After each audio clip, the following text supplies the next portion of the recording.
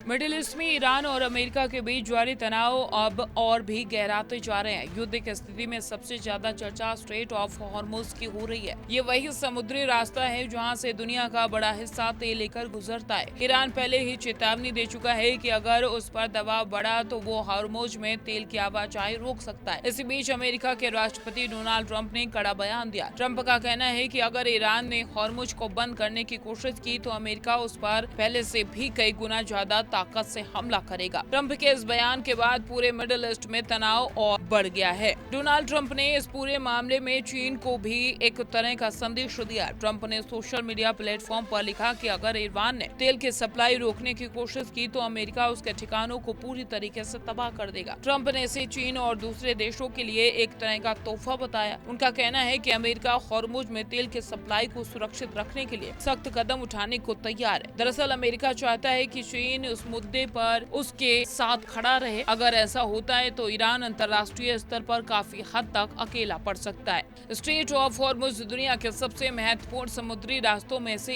एक है। यहाँ से हर दिन दुनिया के करीब 20% तेल की सप्लाई गुजरती है। खाड़ी के कई बड़े तेल उत्पादक देश जैसे सऊदी अरब, इराक, यूएई, कुवैत, कतर और ईरान इसी रास्ते से तेल निर्यात करते हैं। यही वजह है कि इस इलाके में बढ़ते तनाव ने पूरी दुनिया चिंतित में है। फिलहाल यहाँ कई देशों के जहाज भी फंसे हुए हैं और इनमें भारत के जहाज भी शामिल है। हालांकि अभी तक कोई देश खुलकर इस मुद्दे पर बयान देने को राजी नहीं है, लेकिन हालात लगातार तनावपूर्ण बने हुए हैं। हॉर्मुज के रास्ते से चीन को सबसे ज्यादा फायदा होता है। आंकड़ों के मुताबिक यहाँ से गुजरने वाले तेल का बड़ा हिस्सा चीन खरीदता है। करीब 37% से ज्यादा तेल चीन तक पहुँचता है और रोजाना लगभग 5.4 मिलियन बैरल तेल वो इसी रास्ते से आयात करता है। एशिया के कई देशों जैसे भारत, जापान और दक्षिण कोरिया को भी इसी रास्ते से भारी मात्रा में तेल मिलता है। ऐसे में अगर हॉर्मुज में कोई रुकावट आती है तो इसका असर पूरी दुनिया की अर्थव्यवस्था पर पड़ सकता है। यही वजह है कि अमेरिका अब चीन को इस मुद्दे पर अपने साथ लाने की कोशिश कर रहा है।